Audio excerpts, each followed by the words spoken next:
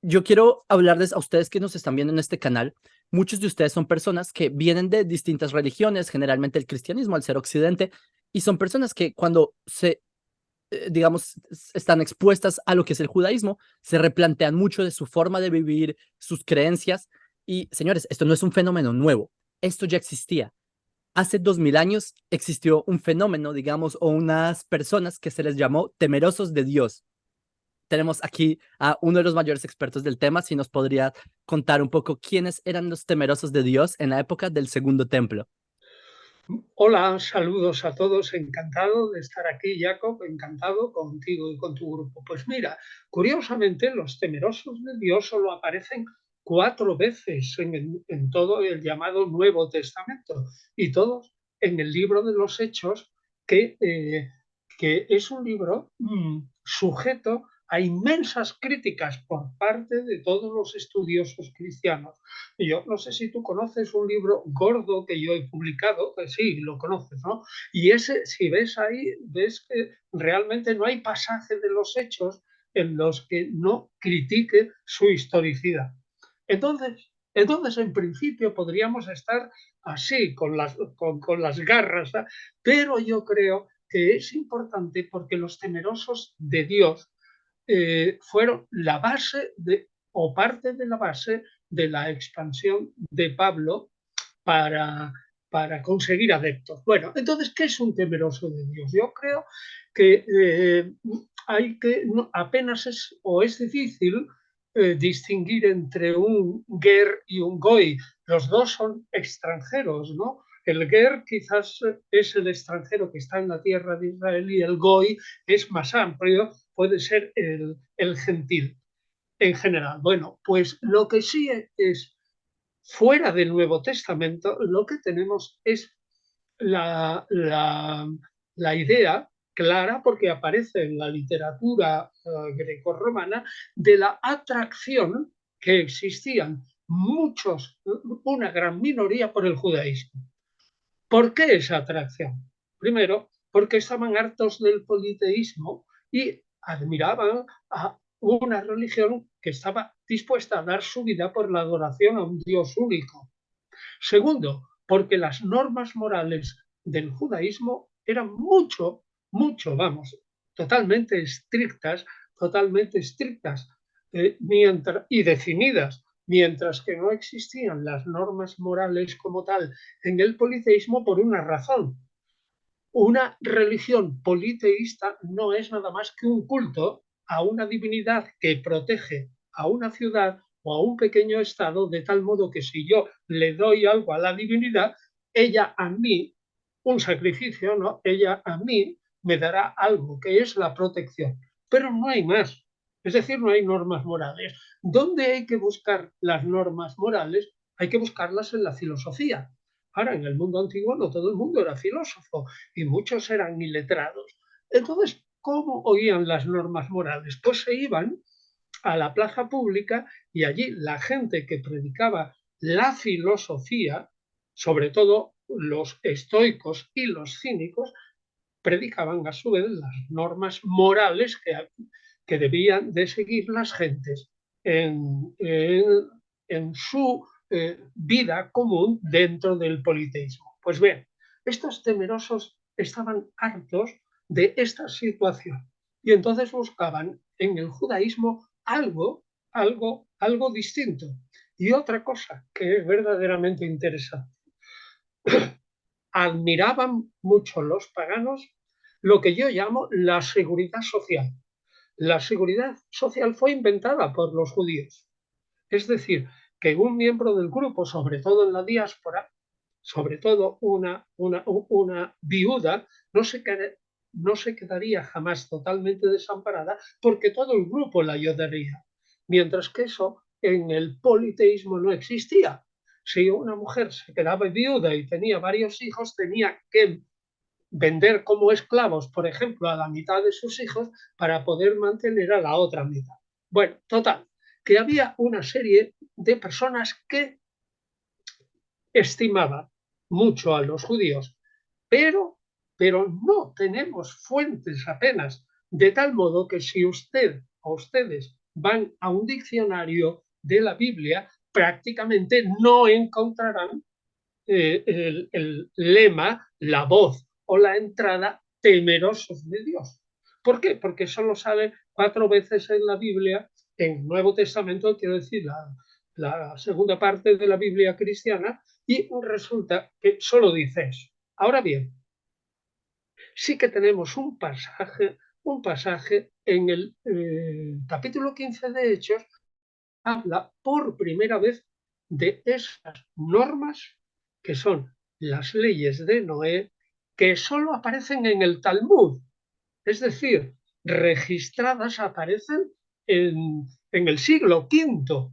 Sin embargo, en el Nuevo Testamento, que insisto es una obra judía, aparecen el evitar la fornicación, el comer sangre, el comportarse dentro de la comunidad judeocristiana con total respeto a las normas alimentarias que esa comunidad judeocristiana mantenía.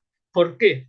Porque los judeocristianos al principio no se diferenciaban en nada de otros judíos, salvo en que creían que el Mesías había llegado ya y que ese mesianismo era distinto, es decir, un mesianismo sufriente distinto al del común de los judíos de la época. Entonces, ¿hacemos caso a Hechos 15?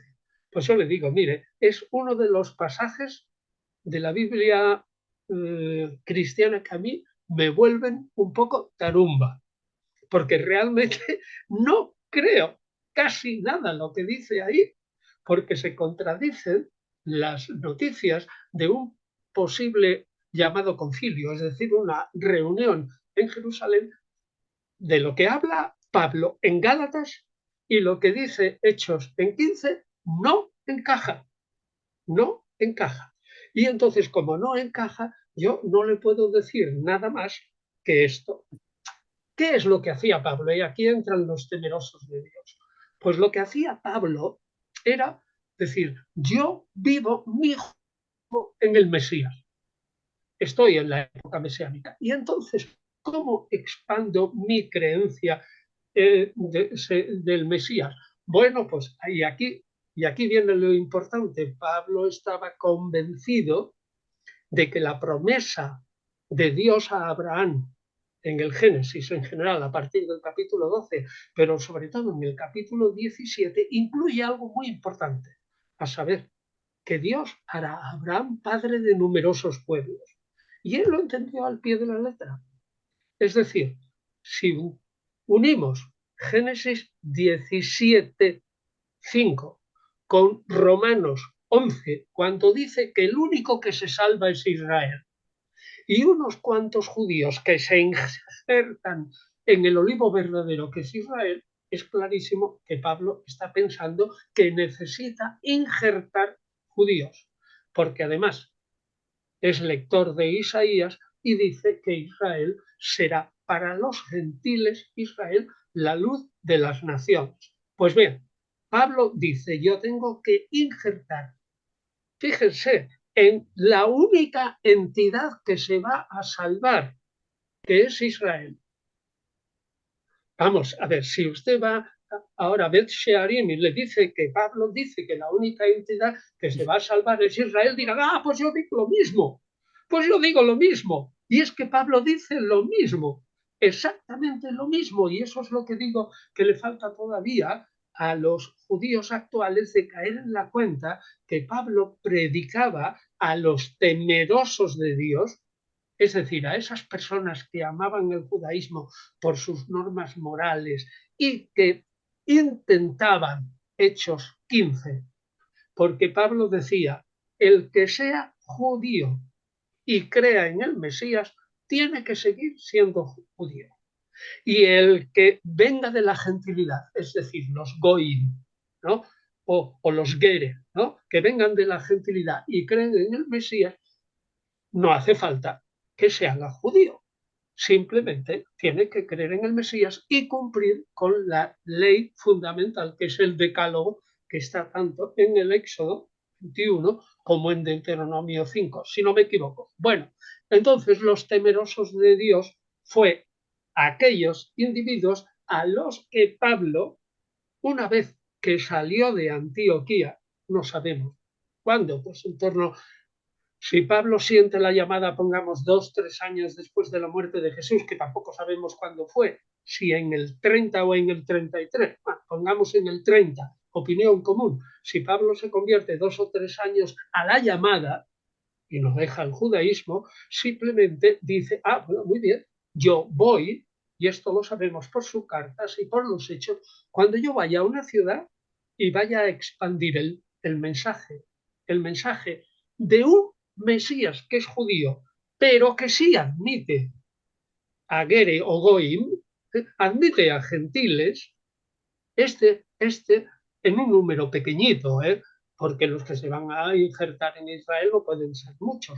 Bueno, pues lo primero que hacía era ir a una sinagoga. Normalmente buscaba ciudades que tuvieran una sinagoga. ¿Y qué encontraba allí? Judíos normales y temerosos de Dios.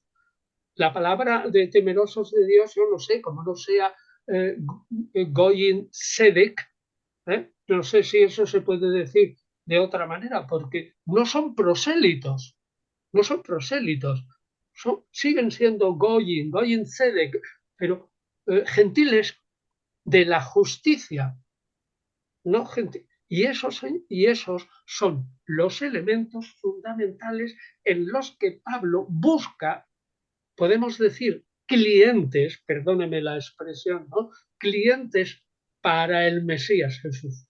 Es decir, para que se injerten en Israel y se salven también. Como digo, pueden ser nada más que los representantes de las 70 naciones del mundo, son 70 más 70 según Génesis 10, y tienen que ser pocos. Entonces, temerosos de Dios, en una palabra, aquellos que aman el judaísmo, que sienten mucho respeto por la monolatría del judaísmo, por sus normas morales, por su seguridad social y que cumplen una serie de normas elementales cuyo reflejo está en el Nuevo Testamento. 5 siglos antes o 4 siglos antes que en el Talmud. ¿Y cuáles son estas normas? Que yo lo tengo aquí porque hay un diccionario bastante bueno a propósito, que por cierto no tiene la palabra temerosos de Dios, no sale en el diccionario, para que vean ustedes que no tiene, digamos, tanta importancia, pero es importante. Dice, ¿cuáles son las normas?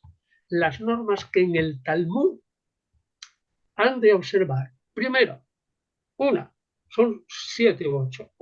Obediencia a los jueces, a los magistrados y a los príncipes. ¿Se sobreentiende? Dice, 2, rechazo de la idolatría, superstición y sacrilegio. 3, prohibición no de nombrar el nombre de Dios, eso no está prohibido, pero sí maldecir el nombre de Dios y por lo tanto la blasfemia y el perjurio, porque como el juramento se hace por Dios, si haces un juramento falso, estás poniendo a Dios por testigo de algo falso. 4, prohibiciones sexuales, por ejemplo, el incesto, la sodomía o copulación con bestias, etc. 5, esto es muy importante, abstenerse totalmente de comer sangre. Es decir, que están totalmente de acuerdo con Levítico 17, 10, 12. Si no me equivoco, tú lo sabrás mejor que yo. Es ahí donde se dice, Levítico 17, 10, 12, claramente, que la sangre es la vida. La vida pertenece a Dios y por lo tanto tú no puedes disponer de la vida. Así que no comas sangre porque la sangre es solo para Dios. 6, la norma sexta es la prohibición del robo, del fraude y de toda mentira. Y la séptima, que es muy rara, es la prohibición de comer parte de animales vivos. Naturalmente, cuando hablas de la sangre, hablas también, como dice Hechos, de no comer animales ahogados, porque si el animal ahogado no ha sido sacrificado conforme es debido, contiene restos de sangre y por lo tanto comerías sangre. Total, en resumidas cuentas, temerosos de Dios prácticamente no aparece, por supuesto, en la literatura, bueno, sí, en la literatura talmúdica sí, pero antes prácticamente no. Pero sabemos que existen porque en la literatura grecorromana hay gente que se burla de aquellos que aman demasiado a los judíos, ¿no? Y entonces, por lo tanto, existía. Y segundo, Pablo los utiliza como primer instrumento para lograr que Israel sea la luz de las naciones. Eso debe ser Isaías 42 o por ahí, ahí está, ¿no? Israel es la luz de las naciones. Y segundo, para que se cumpla que miembros elegidos de las 70 naciones o elegidos o representantes. Ten en cuenta que Pablo solo predicaba en griego. O sea, él no podía pensar que iba a recoger a goyim, a gentiles de las 70 naciones. Es imposible. Pablo no lo sabía. Nada más que digo un poco que tenemos en el Nuevo Testamento una admiración verdaderamente o testimonio de gente que admiraba el judaísmo de la época porque lo consideraba muy superior a la religión en la que había. Eso Esta es es una demasiado. ecuación interesante que si uno se pregunta cómo es posible que haya tenido éxito una idea tan distinta a otras personas, pero es aquí que para muchas personas...